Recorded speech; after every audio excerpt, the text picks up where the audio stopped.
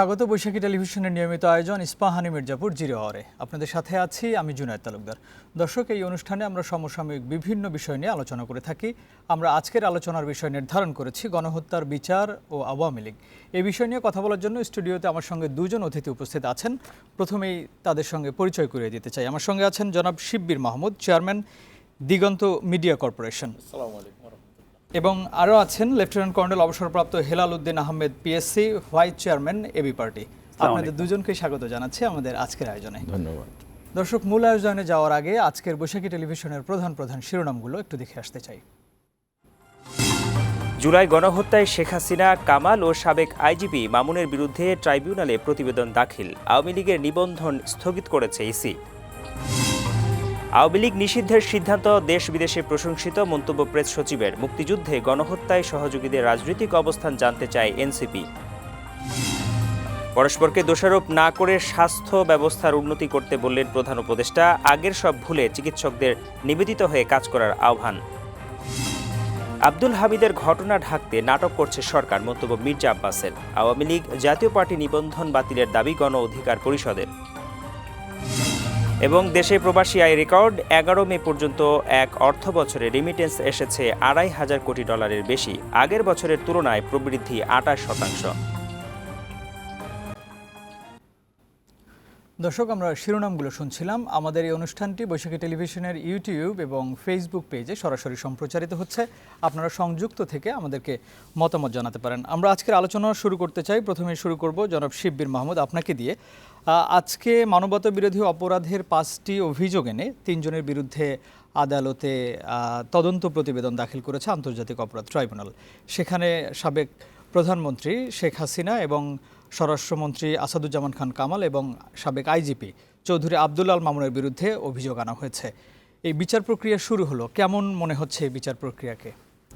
আমি বলছি যে দেশের জনগণের ইচ্ছা পূরণের জন্য এই বিচারটা হচ্ছে, এবং একজন হোম মিনিস্টার 10 বছরের বেশি কীভাবে হোম মিনিস্টার থাকে, তার কী স্বার্থ এবং পতিত প্রধানমন্ত্রীর কী স্বার্থ ছিল?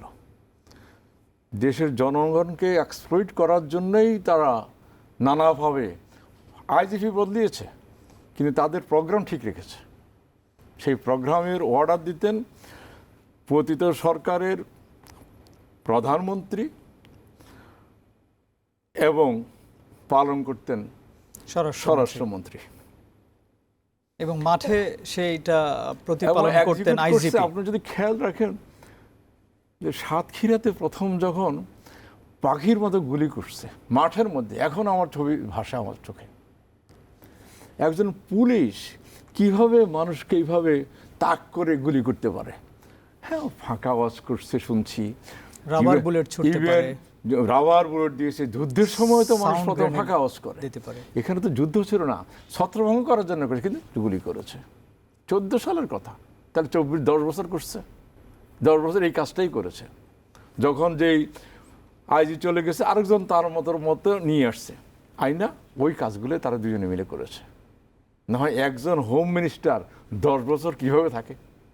এটা তো সেই সময় প্রধানমন্ত্রী চেয়েছেন বলেই উনি ছিলেন। তার কারণ হয়েছে, আমি একটা কারণ যদি বলি, যেহেতু আপনি উল্লেখ করেছেন আমি নয়াদিগন্তের সাথে আছি, তো আমার ছেলেমেয়েরা একসময় পড়াশোনা করতে বাইরে, সেই সুবাদে আমি লন্ডন কয়েকবার গিয়েছিলাম, তখন আমি নিজেও একসময় ছিলাম।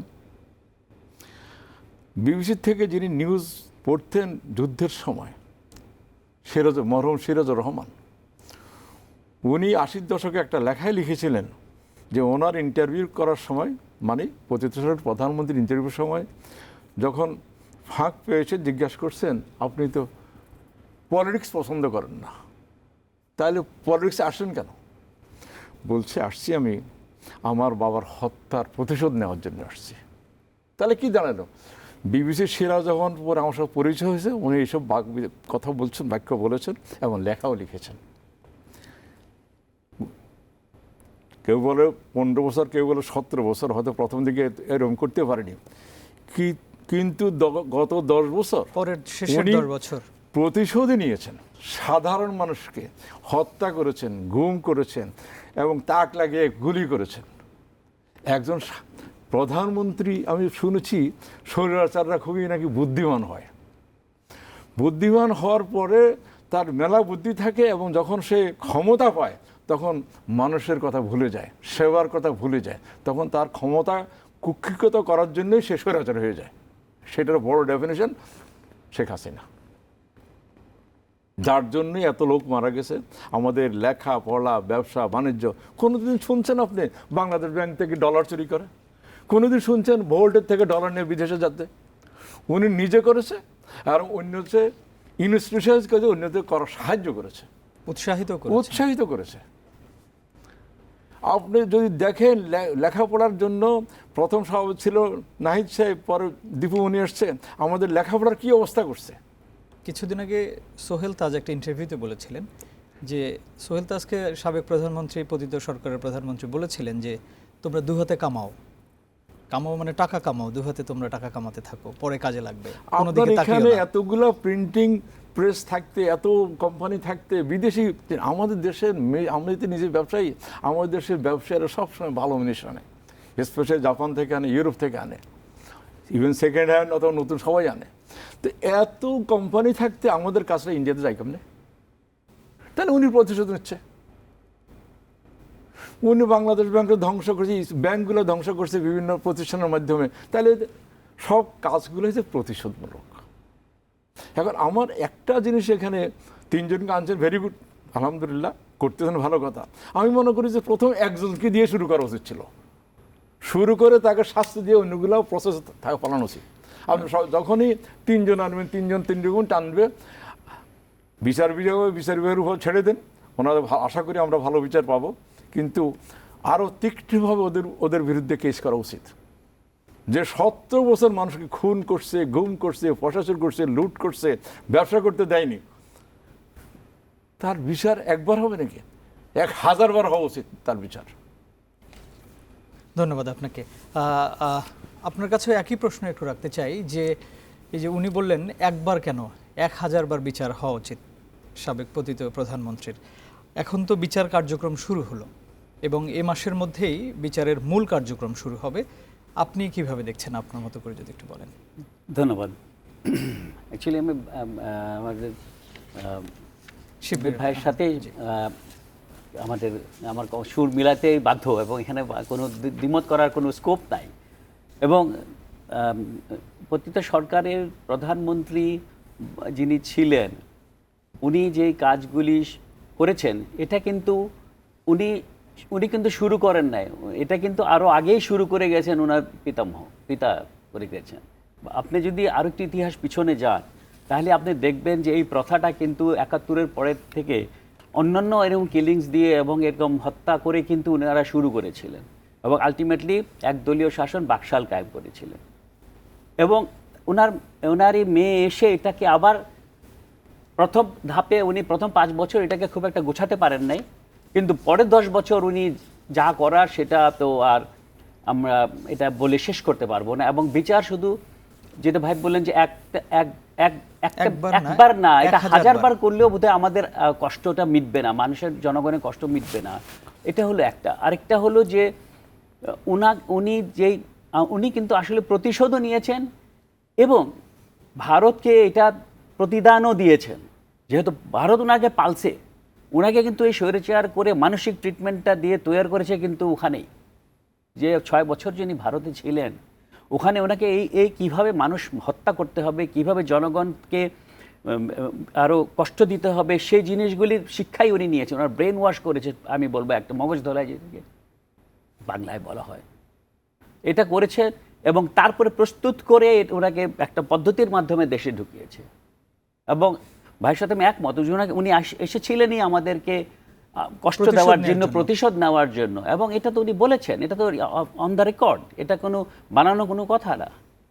সো আমরা খুব তাড়াতাড়ি ভুলে গেছিলাম বলে এই জিনিসটা হয়েছে।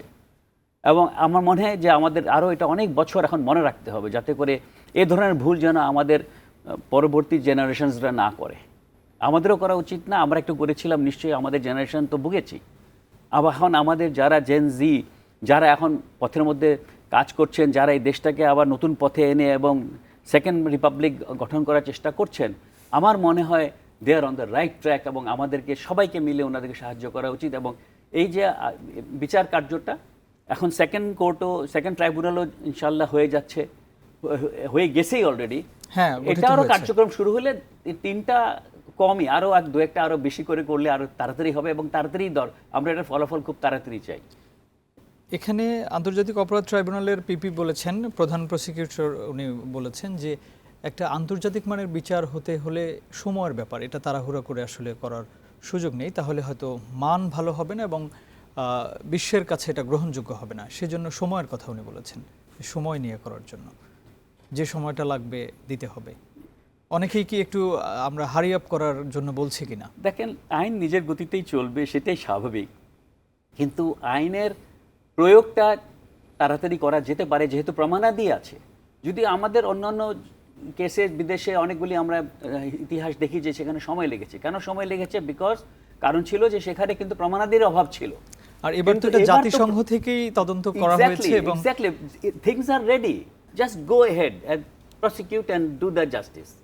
এটাতে সময় লাগার কথা না। অ্যাটলিস্ট যে কজনের নাম এখন চার্জশিট হয়েছে এদের বিচার করাটা কোনো সময়ের ব্যাপারই না।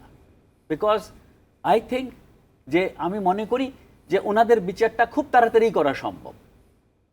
এই জন্য যে অল এভিডেন্স আর দেয়ার, চার্জশিট এখন খুব অল্প সময়ের মধ্যে কিন্তু হয়ে গেছে, এবং চার্জশিট যেহেতু হয়ে গেছে কাজে এখন এরপরে বিচার কার্য কিন্তু প্রমাণাদির ব্যাপার, সাক্ষ্য ব্যাপার, সেগুলি কিন্তু সময় লাগবে না, কারণ everything is ready, audio visual এবং অন্যান্য সমস্ত ধরনের এভিডেন্স ইজ অ্যাভেলেবল আছে এখানে। ইনশাল্লাহ আমি আশা করি যে এটার বিচার খুব তাড়াতাড়ি হবে। ধন্যবাদ আপনাকে। শিববীর মাহমুদ, আবারও একটু আপনার কাছে জানতে চাই, আওয়ামী লীগের নিবন্ধনও আজকে স্থগিত করা হয়েছে নির্বাচন কমিশন থেকে। এটা স্বরাষ্ট্র মন্ত্রণালয় থেকে একটি প্রজ্ঞাপন জারি করা হয়েছিল এবং সেটা নিয়ে দিনভর কাজ করে নির্বাচন কমিশনে যখন প্রজ্ঞাপনটা এসেছে তারপরে ওনারা মিটিং করে তাদের নিবন্ধন স্থগিত করেছে। আসলে এটা নিয়ে তো মিছিল মিটিংও হলো দুদিন আগে, এনসিপি সহ কয়েকটি দল সভা সমাবেশ করে প্রধান উপদেষ্টার কার্যালয় থেকে এই নির্দেশনা দিয়েছে। তাদের বিচার হচ্ছে এবং এখন তাদের দলের নিবন্ধনও বাতিল হয়ে গেল যতদিন না পর্যন্ত বিচার প্রক্রিয়া সম্পূর্ণ না হচ্ছে। তার মানে আওয়ামী লীগ কি বিলীন হয়ে যাচ্ছে, সেই পথেই আছে? আপনার আগের প্রশ্নের উত্তর আমি লেশ টানতে চাচ্ছি যে বিচার কি দ্রুত করা যাবে কিনা বা আমরা চাচ্ছি কিনা। বিচারের মতোই হওয়া উচিত। ইন্টারন্যাশনাল স্ট্যান্ডার্ড যেভাবে বিধি আছে সেটাই করা উচিত। কিন্তু ইংলিশে একটা কথা আছে, জাস্টিস ডিলেড, জাস্টিস ডিনাইড। সেরকম কিছু যেন না হয়। আপনি অনেক ডিলে করলেন, দেখা যায় তখন অন্য প্রবলেম চলে আসলো, তখন এটা ধামাচাপা পড়ে গেল। আমাদের যেন সেরকম কিছু না হয়। আমরা এটার মধ্যেই থাকতে হবে এবং এটা ঠিক মতো হচ্ছে কিনা সবাইকে অবজার্ভ করতে হবে। আপনার পুরান লিস্টটা বললাম। আর যে নিবন্ধন পত্রিকাটা ঠিক আছে, তাদের প্রথম কথা হলো বিচার পর্যন্ত তাদের মিছিল করতে পারবো না, আর ইসি নিবন্ধন বাতিল করছে, ঠিক মতোই আছে। ৭৫ বছরের আপনি যেটা বলতে চাচ্ছেন, ৭৫ বছরের একটা দল বলতে চাচ্ছিলাম, তাও বলতে হয়। তার বাবার শাসনের সময় ৩ বছরের মধ্যে দেশে দুর্ভিক্ষ হয়েছে। সেই দুর্ভিক্ষে 3 মিলিয়ন লোক মারা গেছে। স্বাধীন হওয়ার সাথে সাথে আজকে আমি আর কেন বলেছিলাম ৭০টা জুট মিল বন্ধ হয়েছে এবং ৭০টা টেক্সটাইল এবং স্পিনিং মিল বন্ধ হয়েছে। কে করেছে এগুলো? কেন চালালো না? কার পরামর্শে এগুলো বন্ধ করেছে? We don't know. ঠিক আছে, ভুলে গেলাম যে উনি স্বাধীনের সময় নেতৃত্ব দিয়েছে, যাই হোক আর কথা। ওনার আমলে কী করছে? এই যে গত ৫-৭ বছর মানুষের চামড়া, এই যে ঈদের সময় আসে মানুষ চিটং ঢাকা সব চামড়া ফেলে দিয়েছে, চামড়ার ব্যবসা শেষ করে দিয়েছে। কে করেছে এটা? বিশেষ করে গত ৫-৭ বছরে মানুষ চামড়ার দাম আসলে পায়নি। একটা গরুর চামড়ার দাম ছিল ১৫০। অথচ আপনারা জানেন কুষ্টিয়ার যেই ছাগল আছে বেঙ্গল গোট নামে পরিচিত, সারা ওয়ার্ল্ডে বেঙ্গল গোটের চামড়া খুব প্রসিদ্ধ। সেই ব্যবসাটা উনি শেষ করেছে। ব্রিটিশরা শেষ করছে আমাদের মসলিন, আর ওনাদের যে আমাদের যেটা দিয়ে আমরা ভাত কাপড় ডাল ভাত খেতাম সেই ব্যবসাটা ওনারা শেষ করছে। চিন্তা করেন জুট মিলে কতজন লোক চাকরি করতো, টেক্সটাইলে কতজন চাকরি করতো, এই চামড়ার ব্যবসায় কত লোক ইনভলভ ছিল, সেটা শেষ করে দিয়েছে। তো ওনারা সাধারণ মানুষের জন্য, ইকোনমির জন্য বা কাজ করেছে কোনটা? যেখানে উনি কমিশন পেয়েছে, যেখানে ব্রিজ আছে কমিশন পেয়েছে, যেখানে সাধারণ মানুষের জন্য যে একটা সেবা, সেটা কি তারা তো করেছে? সেগুলোর উন্নয়নের কথা বলেই মানুষকে সারাদিন একই গান গাইতো। একই গান গেয়েছে। বহুবল ব্যবসায়ী এখন দরকার, সেখানে যেন সরকার, এগুলো তার আশেপাশে করছে। ওই যে রবীন্দ্রের কথা, রাজা যত বলে পরিষদ দলে বলে তার শতগুণ। উনি তো অন্ধ ছিল সব কিছুতে, এবং ওনার টার্গেট হলো মানুষকে ক্ষতি করা, এই দেশে ইকোনমি ক্ষতি করা, এই দেশের সমাজ ব্যবস্থাকে ডিভাইড করা। আমরা ছোটবেলায় দেখছি সব দল, জামাত, ছাত্র ইউনিয়ন, ছাত্রলীগ সবাই একসাথে বসে খেয়েছে। এই বিভাজন কে করেছে? উনি করেছে। আমরা 9 দিগন্তের ইয়ারলি অনুষ্ঠানে সবাইকে দাওয়াত দিতাম, দু একজন আওয়ামী লীগ যেত, কিন্তু পরের যেত না, আসলে ওনাদেরকে খোঁচা দিত। এই ডিভিশনটা কে করেছে? পলিটিক্যাল জীবন থাকতে পারে, উনি পলিটিক্স করে, আমি পলিটিক্স করি না, আরেকজন অন্য পার্টি করে, হতেই পারে, কিন্তু ওনার সাথে একসাথে বসে খাবো না, উনি দাওয়াত দিলে যাবো না, ওনার সাথে কথা বলবো না। আমাদের তো সামাজিক রীতিনীতি এগুলোই। সবার সঙ্গে আমাদের সবার একটা সমাজটা সম্পর্ক। কোনো ওই যে গোত্রবিহীন সমাজ। পাকিস্তানে গোত্র ঢুকতে পারবেন না, অন্যান্য দেশের গোত্র আছে, আমাদের দেশে গোত্র নাই।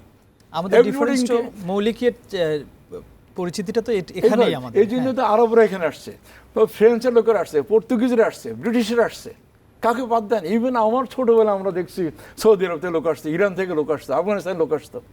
কেন? এখানে গোত্রবিহীন সমাজ, সবাইকে ওয়েলকাম করে, একই কাপে খায়, একই প্লেটে ভাত খাইতে পারে। সেই দীর্ঘ ইতিহাসটাকে ধ্বংস করছে কে? উনি করেছে। তোমাদের নিবেদন থাকবে কেন? আপনার ভিয়েতনাম যখন যুদ্ধ শেষ হয়েছে, যখন যারা হেরে গেছে, তাদেরকে বলা হয়েছে তোমরা কি আমাদের দলে জয়েন করবা, গভর্নিং করবা? কেউ বলেছে না। যারা জয়েন করছে যে তোমাদের কারেকশন সেন্টারে পাঠাবো, সেখানে কারেকশন হইয়া তারপরে আসবা। আর কেউ বলছে না আমি কোনো কিছুই করবো না, গ্রামে যেয়ে থাকবো, সেটাই করছে। তো ওনারা যদি পলিটিক্স করতে হয়, তাদের কারেকশন সেন্টারে পাঠানো উচিত। There should be a correction centre, there they will learn the humanity, মানবতাবোধ, দেশের কি সার্ভিস দিবে। যতগুলা কাজ করেছে, বিশেষ করে স্কুল, কলেজ, মাদ্রাসা, সবগুলার ক্ষমতাটা কুক্ষিগত করেছে, যার জন্য সবাই ঢাকা ছুটি আসে যেন ওনার ডিসিশনে থাকে।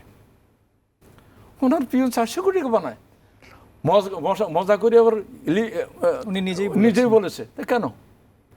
একজন প্রাইম মিনিস্টারের মত, কথাবার্তা এত অধগতি কেন?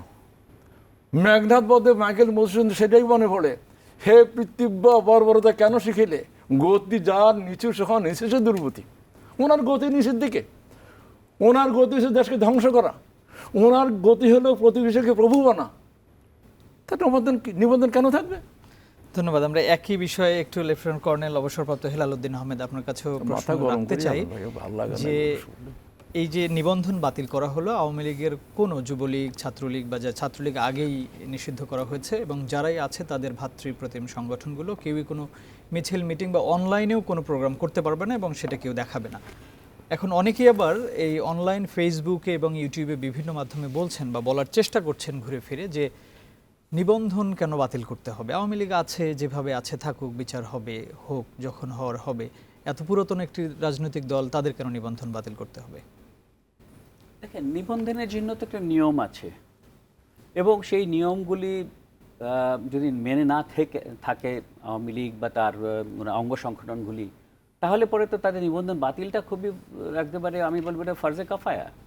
এটাতে কোনোভাবেই আপনি আর দ্বিতীয় কোনো অপশন তো নাই। এখন আপনি একটা জঙ্গি সংগঠনকে যদি আপনি বলেন যে তোমাদের নিবন্ধন থাকবে, তাহলে আওয়ামী লীগের নিবন্ধন থাকতে পারে, আর না হলে পরে ওরা তো নিজেকে জঙ্গি সংগঠন ছাড়া তো আর কিছু তো প্রমাণ করে নাই। বিশেষ করে তাদের অঙ্গ সংগঠনগুলি তো একেবারে জঙ্গির কাজ করেছে। তো কাজে তাদেরকে কিভাবে আপনি নিবন্ধনে রাখবেন, এবং তাদের কার্যকলাপ কিভাবে আপনি সহ্য করবেন? অনেকেই বলার চেষ্টা করছেন যে আমরা তাহলে আগের মতোই হলো সব কিছু, আগেও কেউ কথা বলতে পারে নাই, এখনও কথা বলতে পারে না।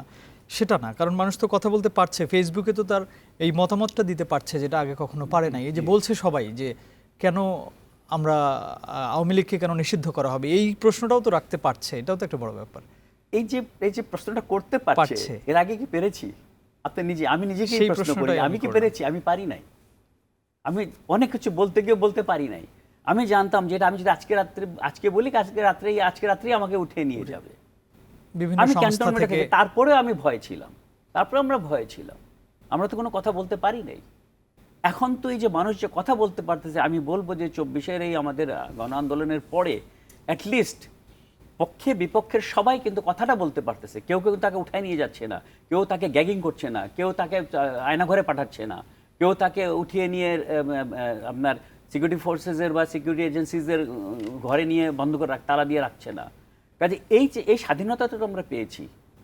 কাজে এইটা একটা বিরাট বড় আমাদের ফসল, আন্দোলনের ফসল। আর এটা শুধু না, আমাদের যাদেরকে এখন যারা বলছেন, তারাও কয়েকদিন পরে রিয়েলাইজ করবেন যে আসলেও ওনারা কি ভুলগুলি করেছেন। It's a matter of time. কিছু সময়ের পরে কিন্তু মানুষের এই অনুশোচনতা আসবেই। এখন হয়তো ওনারা ওই টাকার গরম ঘোরের মধ্যে আছেন, এটা কিছুদিন পরে থাকবে না। এটা কিছুদিন পরে যখন থাকবে না, তখন কিন্তু ওই যেটা ভাই বললো যে কারেকশন সেন্টারে অনেকে ভলান্টিয়ার করবে, আমাদের কারেকশন সেন্টার পাঠায়, আমাদেরকে রিহ্যাবিলিটেট করুন, অনেকে ভলান্টিয়ার করবে, আপনি দেখেন। জি, ধন্যবাদ আপনাকে। আমরা আলোচনা করতেই থাকবো। আমাদের একটা বিজ্ঞাপন বিরতির সময় হয়েছে। প্রিয় দর্শক, ইস্পাহানি মির্জাপুর 0 আওয়ারে নিচ্ছি ছোট্ট একটা বিরতি, আমাদের সাথেই থাকবেন।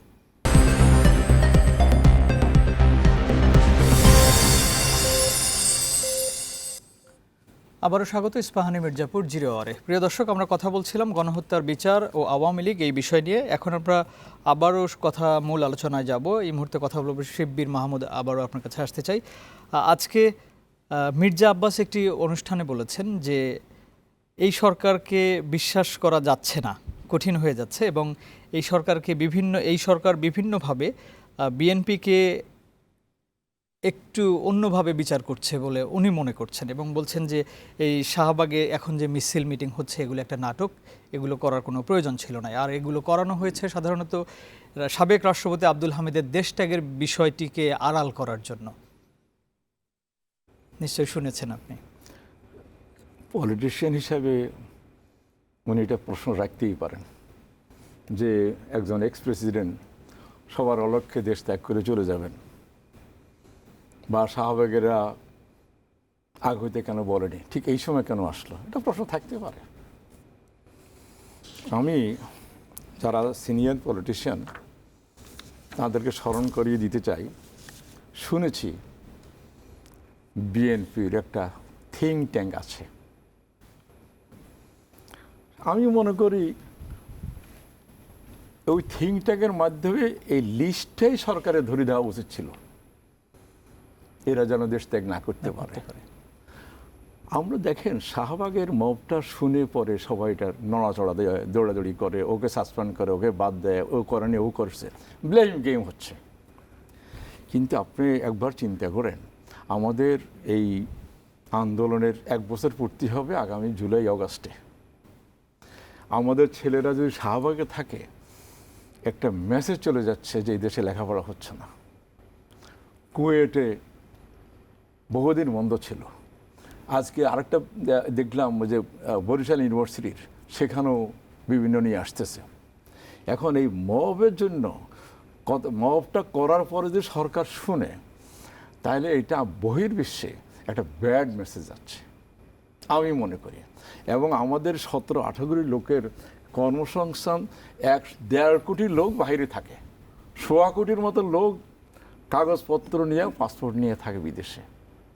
আগামী দিনে যেতে পারবে কিনা আমার প্রশ্ন। যেহেতু আমি বলেছি ওনাদের একটা থিঙ্ক ট্যাঙ্ক আছে, তাহলে ওরা দিয়ে দিক সরকারের কাছে। এখন বলতে পারতো যে আমরা হানিফ সাহেবকে অমুক তমুক এদেরকে বলছি, তোমরা এদেরকে বিদেশ যাওয়া নিষেধাজ্ঞা করুক এবং অবিলম্বে এদেরকে অ্যারেস্ট করা হোক। আমার প্রশ্ন, ওনারা কি এটা করেছে? কেন করেনি? কিন্তু এই বিষয়টা তো ক্লিয়ার, সবাই তো সবকিছু জানে যে কারা এদেশে করেছে। একজন প্রেসিডেন্ট এদেশ থেকে চলে যাবে, সাবেক প্রেসিডেন্ট, এটা আমার মনে হয় শাক দিয়ে মাছ ধরার কোনো সুযোগ নেই। সেজন্যই উনি বলেছেন যে হয়তো এমন কিছু হচ্ছে, আরো কিছু হচ্ছে যেটাকে ঢাকার জন্য করা হয়েছে। বিদেশে যেমন সরকারি দল থাকে, বিরোধী দলও থাকে, সংশোধনী কমিটির মধ্যে বিরোধী দলের লোকও থাকে, কোনো কোনো কমিটিতে বিরোধী দলের লোককেও চেয়ারম্যান করা হয়। এটা কংগ্রেসেও আছে, আমেরিকাতে আছে, ব্রিটেনে আছে, যেখানে আমরা গণতন্ত্র ফলো করি। তাহলে যদি ধরেন ওনারা এখন সরকারে নেই, ওনার বিরোধী দলে নেই, ওনারা বড় পলিটিক্যাল পার্টি, ওনাদের উচিত ছিল না এরকম নাম দেওয়া। ওনাদের উচিত না যে অমুক প্রেসিডেন্ট ছিল, অমুক ভাইস প্রেসিডেন্ট ছিল, হোম মিনিস্টার অমুক তমুক, এরা ঘুরে বেড়াচ্ছে, অমুক এমপি এতগুলো লোক মারছে, জাহাঙ্গীরনগর ইউনিভার্সিটিতে 100 রেপিং করছে, সেটার উদযাপন হয়েছে, এদের লিস্ট দেখটা। তখন যদি এই সরকার না মানে সবাই মাঠে নামবে, তখন হোক, কিন্তু আগে বলতে হবে। আপনারা বলেছেন, বলেন, এটা আপনাদের কর্তব্য বলা, আমি মনে করি। যে একই বিষয় নিয়ে একটু হেলাল উদ্দিন আহমেদ আপনার কাছেও জানতে চাই। এই বিষয়ে এনসিপি সদস্য সচিব আক্তার হোসেন বলেছেন, শেখ হাসিনার সময়ের যেই পাতানো নির্বাচন, সেই নির্বাচনের সঙ্গে যারা সেই নির্বাচনে অংশগ্রহণ করেছিলেন তাদের সবার সম্পদ বাজেয়াপ্ত করার জন্য, যেমন উনি একটা সিগন্যাল দিয়ে দিলেন, যেটা শিব্বির মাহমুদ বলছিলেন যে আগে কেন বলা হয়নি। তাহলে এই যে যারা ছিলেন এরকমই পাতানো নির্বাচনগুলোর সঙ্গে, তাদের কি সবাইকে আইনের আওতায় আনা হচ্ছে, বা সেই প্রক্রিয়া কি আছে কিনা, চলছে কিনা? এনসিপির দাবিটা খুবই যৌক্তিক, এবং আমরা মনে করি যে ওনাদের দাবির পিছনে যৌক্তিকতা আছে বলেই কিন্তু ওনারা করেছেন। কারণ নাহলে পরে এভাবেই যদি আমরা প্রেশার ক্রিয়েট না করতে পারি, তাহলে কিন্তু এরাও একজন দুজন করে পাড়ি দেবে। এবং আমি বলবো যে এনসিপির এই দূরদর্শিতা আছে বলেই তারা কিন্তু এই কাজগুলি করেছে। এবং আমাদের যে অন্যান্য যে বড় বড় বৃহৎ দল আছে, যেরকম বিএনপি, ওনারাও কিন্তু এই কাজটাতে সহযোগিতা করতে পারেন। আপনি বলেন, আমরা ঠিক 5ই অগাস্টের পরে বড় সমাবেশ করলো বিএনপি, কিন্তু ওখানে কিন্তু কোনো দাবি দাবা ওনারা রাখলেন না। ওনারা শুধু ডেমনস্ট্রেশন, শো ফোর্স করে চলে গেলেন। কিন্তু ওনাদের দাবি দেওয়া তো ওনাদের 31 দফা তো আছেই, এটাই তো মূল দফা। দাবি দাবা তো ধাপে ধাপে বাড়তে বাড়তে 31 হয়েছে। ওই সময় তো 31 ছিল না, তখনও 31 ছিল না ওনাদের। এটা তো এখন ওনারা শুনতেছেন এবং দাবি বাড়াচ্ছেন। আগামীতে দেখবেন 31 থেকে 35 হবে। কিন্তু 35 দাবিটাকে আপনার ফলপ্রসূ করার জন্য ওনারা কি আন্দোলন করতেছেন? ওনারা এনসিপির কথা বলেন, ওনারা জামাতের কথা বলেন, ওনারা অন্যান্য দলের কথা বলেন, কিন্তু ওনারা নিজেরা কি ইনিশিয়েটিভ নিলেন, ওনারা নিজেরা কি পদক্ষেপ নিলেন, ওনারা সরকারের উপরে কি চাপ প্রয়োগ করলেন, সেটাও তো আমাদের জানার অধিকার আছে। সেটাও তো জনগণ জানতে চায়।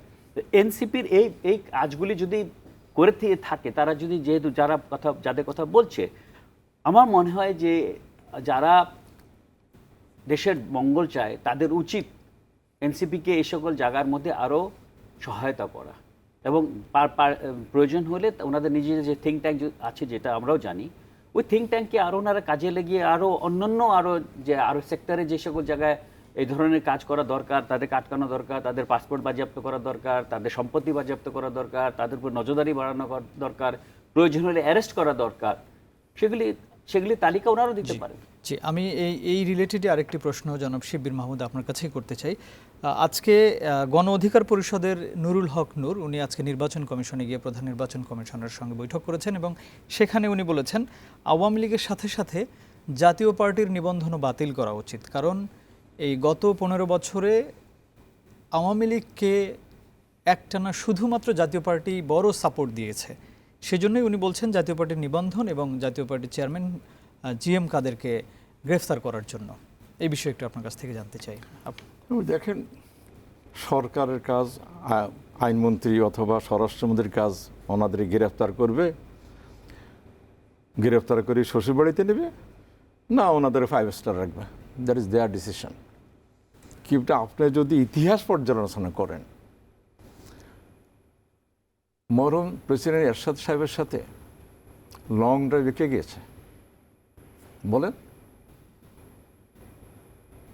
আবার এরপরে যেসব পাতানো খেলা খেলেছেন, আমাদের প্রতিবেশী বড় একজন ফরেন মিনিস্টার এসে এখানে বলছে গণতন্ত্র এক এক দেশে এক এক রকম। সেই গণতন্ত্র সহায়তা কে করেছে? প্রেসিডেন্ট এরশাদ করেছে। এর পরের বার, গতবার যখন আসলো, এটা কে করেছে? বর্তমান ইনি করেছে। এবং ইনি কিন্তু ইলেকশনের আগে ইন্ডিয়াতে গিয়েছিলেন, হ্যাঁ, মিটিং করে এসেছেন, ওখান থেকে মেসেজ নিয়ে আসছে উনি। মেসেজ নিয়ে এসেছিলেন এবং ওনাদের সাংবাদিকরা প্রশ্ন দল, করলে উনি ওনাদের- বলেননি যে কি ওনাদের কথা হয়েছে। দলে কেউ বলে আমাদের রক্ত সম্পর্ক, কেউ বলে স্বামী স্ত্রী সম্পর্ক। ও স্বামীকে স্ত্রীকে এটা আমি কখনো জানি না। আর রক্ত সম্পর্কটা হইলে আর যে ভাই বেড়াদার হয়, একজন বড় ভাই হইতে পারে, একজন ছোট ভাই হইতে পারে, যেটা আমরা সবসময় বলি you can change your friend not the neighbours. কিন্তু সেই হিসাবে আমাদেরকে তো দাবি দেওয়ার জন্য মাথা উঁচু করে কথা বলতে হবে। সেটা কি ওনারা করেছে? ওনারা সেখানে যে মেসেজ আনছে, আমি মনে করি এবং সেটা আজ কিন্তু পর্যন্ত উনি নিষিদ্ধ বলেন না হলেও এদেরকে অন্তত 10 বছরের জন্য নিষিদ্ধ করে দেওয়া উচিত। At least they should learn the things what they have done against us, against the society, against the political culture and also against Bangladesh. And even আমি যদি বলি বাংলাদেশের সার্বভৌমত্বের বিরুদ্ধে ওনারা খেটেছে। যেভাবে আমাদের গার্মেন্টস উত্তরণ হয়েছে, যেভাবে 2-4টা বড় ইন্ডাস্ট্রি হয়েছে, যেভাবে আমাদের ম্যান পাওয়ার গিয়েছে, সেই পয়সাগুলো কোথায়? ওনারা সবাই ভাগযোগ করে আমরা খেয়েছে। এই বিষয় নিয়ে একটু কথা বলবো বিরতির পরে এসে। প্রিয় দর্শক, ইস্পাহানি মির্জাপুর জিরো আওয়ারে নিচ্ছে আরও একটা ছোট্ট বিরতি, আমাদের সাথেই থাকুন।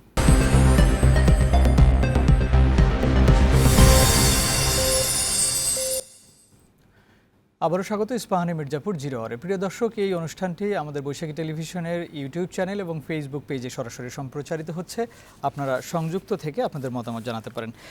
আবারও মূল আলোচনা আসতে চাই। এবার শুরু করব লেফটেন্যান্ট কর্নেল হেলাল উদ্দিন আহমেদ আপনাকে দিয়ে। এই কয়েকদিনে আমরা যে ধরনের অবস্থা দেখলাম বাংলাদেশে, তাতে আপাতত কয়েকদিন আমরা সুনির্দিষ্টভাবে নির্বাচন নিয়ে কোনো কথা বলতে শুনলাম না রাজনৈতিক দলগুলো।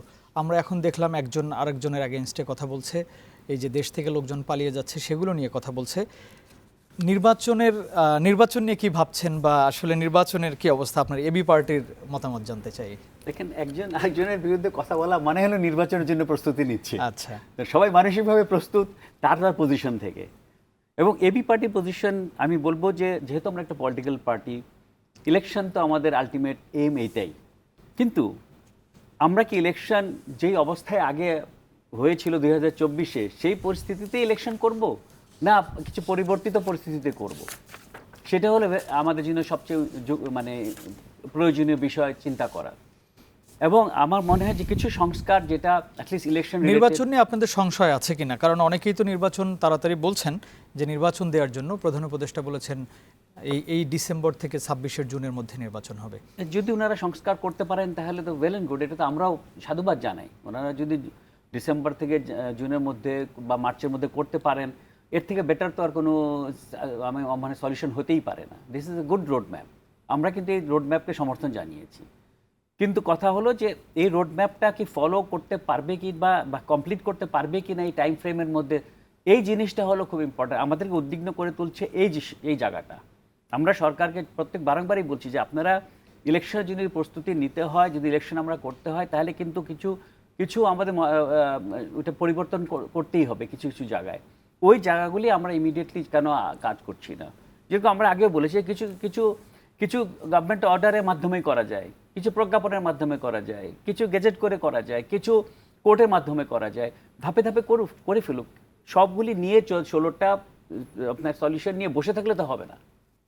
ধাপে ধাপে সবগুলি আগালে দেখবেন যে ইলেকশনের জন্য রোড ম্যাপ পেয়ে যাবো আমরা। কিন্তু এটা পরে কার্যকরী ব্যবস্থা না নিলে কিন্তু আমরা যেখানে ছিলাম ঠিক সেখানেই রয়ে যাচ্ছি 9 মাস পরে বা 10 মাস পরে।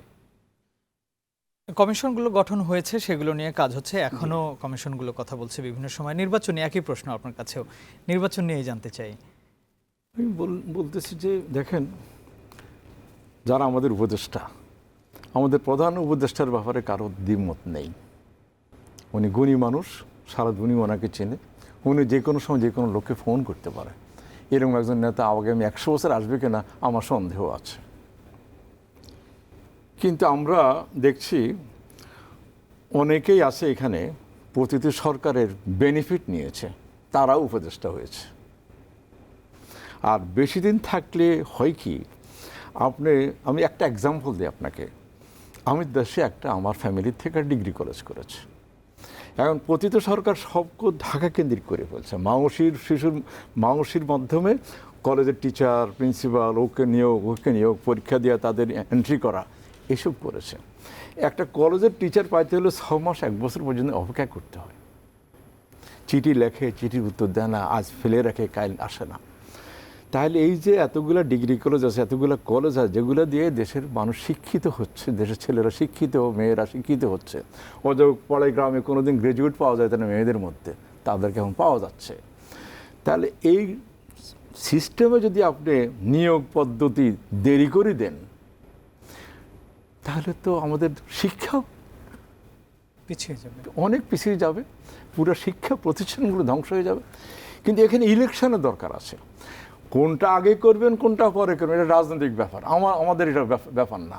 ইলেকশন ইউনিয়ন কাউন্সিলরটা করবেন না ন্যাশনালটা করবেন।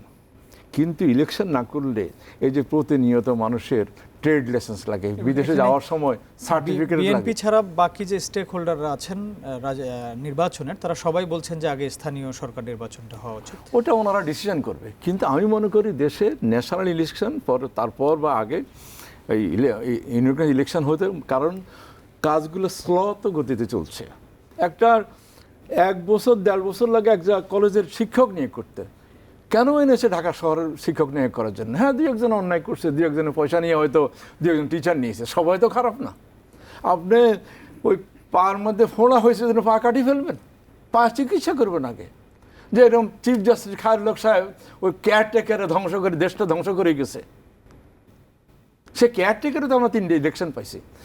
আমার কথা হচ্ছে, যদি আপনারা 1 নম্বর 2 নম্বর 3 নম্বর 4 নম্বর 10টা সংস্কার করবেন, ঠিক আছে, আগামী ডিসেম্বরের মধ্যে 5টা করে শেষ করেন, বাকিটা সবাই ইনজেকশন দেন, আপনার অর্ডিন্যান্সের মাধ্যমে ওগুলা করেন, পরে সংসদ আসলে করে ফেলবে। করতে চান কতভাবে করতে পারবেন। আর যদি এটা নানা অজুহাত দিয়ে ডিলে করেন, মবের উপর নির্ভর করেন, কিন্তু আমার দেশ পিছিয়ে যাবে। আপনার বিদেশে সাহায্য করতেছে, আমাদের প্রধান উপদেষ্টার সাথে যোগাযোগ করতেছে, তাকে সমর্থন দিচ্ছে। How long for? 1 বছর কাছাকাছি চলে আসছে, এখন ডিসিশন নেওয়ার সময়।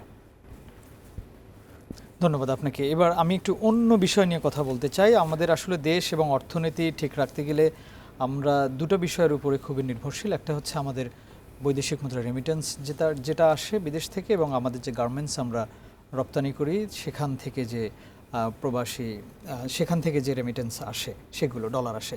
এবারে এই ইয়ার পর থেকে 5ই আগস্টের পর থেকে মূলত প্রচুর পরিমাণে রেমিটেন্স বাংলাদেশে আসতেছে।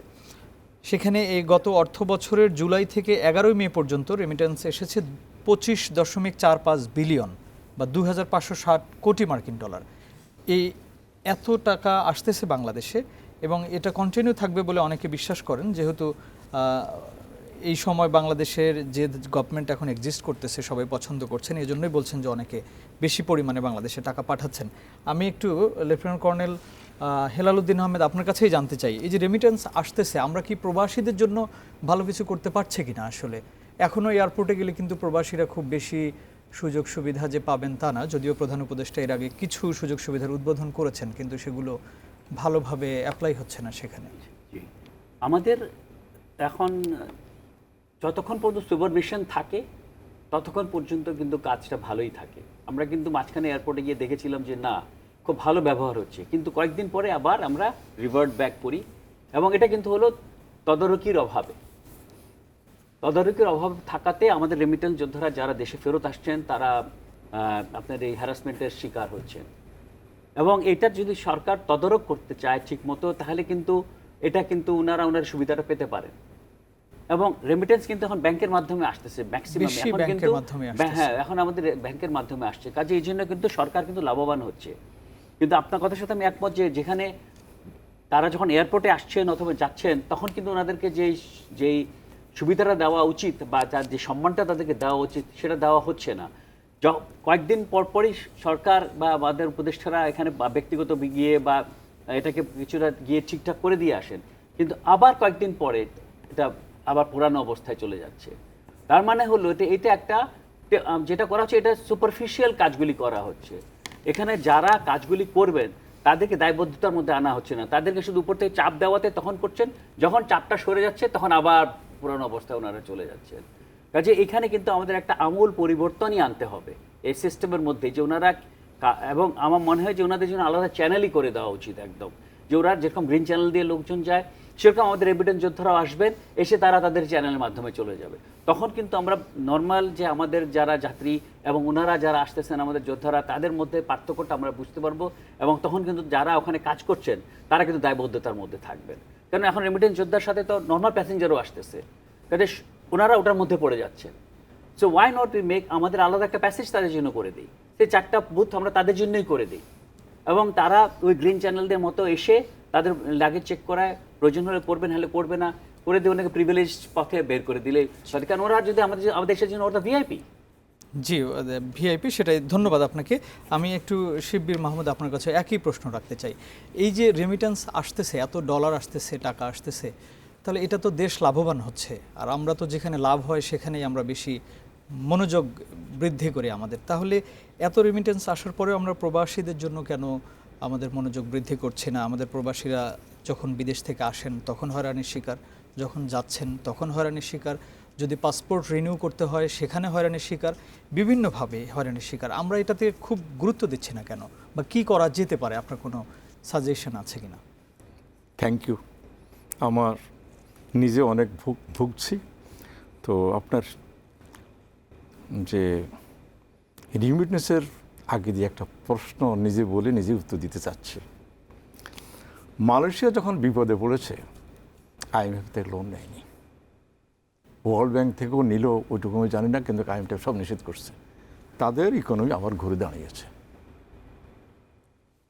এখন ওনারা, আমি আর ওনাদের পজিশনের কথা বললাম না, যারা এই নিয়ে নাড়াচাড়া করেন, অর্থ বা গভর্নররা দৌড়ে আইএমএফের কাছে যাচ্ছেন। আমরা তো কোনোদিন স্বপ্নেও দেখিনি এত তাড়াতাড়ি এতগুলো রিমিটেন্স আসবে। ওনারা দৌড়াদৌড়ি করে যেসব পয়সা নষ্ট করতেছে আইএমএফকে বাদ দিয়া, বরঞ্চ এই রিমিটেন্সের যোদ্ধাদেরকে সুযোগ সুবিধা দিলে আরো বেশি রিমিটেন্স আসবে। একটু সম্মান দিলে তারা কিন্তু একটু সম্মান দিলে অনেক আসবে। বেশি খুশি হয়ে যায়। আমরা সেটা পারছি না। আমি 71 থাকতে বিদেশে আমার 5-7টা পাসপোর্ট, তারও খোঁচায় খোঁচা দেখে, আমার পাকা দাড়ি, আমার হাত পা ভাঙ্গা, তারপরও ভালো করে দেখে। ওনারা ভালো মানুষ চেনে না, খারাপ মানুষ চেনে না। আমার এখানে একটা সাজেশন আছে, আমরা যখন আমেরিকা যাই, যখন ওরা লাগেজ চেক করতে চায়, কোনো র্যান্ডম চেক করে, একটা বড় লাগেজে উঠায়, নিজেরা উঠায়, 2জন তাগড়া লোক দাঁড়াই থাকে, উঠাইয়া বলে যে তুমি খোলো। ওরা সব চেক করে, চেক করার পর বলে যে ঠিক আছে বন্ধ করে দাও, আবার ওটা নামিয়ে দেয়। আমি বহুবার আসছি, তারা স্ক্যানিং করার জন্য একটা লোক পায় না আমাদের লাগেজটা উঠানোর জন্য। কত অসুস্থ লোক আসে, কত বৃদ্ধ লোক আসে, অনেক বাপ মা বিদেশে থাকে আবার আসে, ফেরত আসে, তাদের লাগেজটা ধরার জন্য কেউ নেই, unless you have money, extra money, যদি কাউকে পান তাও। আমি মনে করি এয়ারপোর্টে পোস্টিং দেওয়ার জন্য ইমিগ্রেশন বা সিভিল এভিয়েশন যেসব স্টাফ থাকে এদেরকে আলাদা ইন্টারভিউ করা উচিত, তাদের আলাদা প্রশিক্ষণের ব্যবস্থা, আলাদা প্রশিক্ষণ, how to behave the people, how to give a সালাম, সালাম আলাইকুম বলার তো শিখেনি। এবং সাইকোলজিস্টরাও তাদের জন্য কাজ করতে পারেন। তারপরে তাদেরকে শিখাইয়া বরঞ্চ এয়ারপোর্টের পোস্টিং জন্য তাদেরকে একটা অ্যালাউন্স দেওয়া উচিত। আমার হাত পা ভাঙ্গার পরে আমি পেপারে উঠেছিলাম যে অন্তত 5-10টা ওই হুইল চেয়ার বাড়ানোর জন্য। এখন অনেকগুলো হুইল চেয়ার আছে, তারা ওই মোবাইলে জুয়া খেলে, এটা দেখে না সরকারে। আমি মনে করি ওদের জন্য এক্সট্রা ইন্টারভিউ নিয়ে এয়ারপোর্টে পোস্টিং দেওয়া হচ্ছে সব ডিপার্টমেন্টের, নাম্বার 1।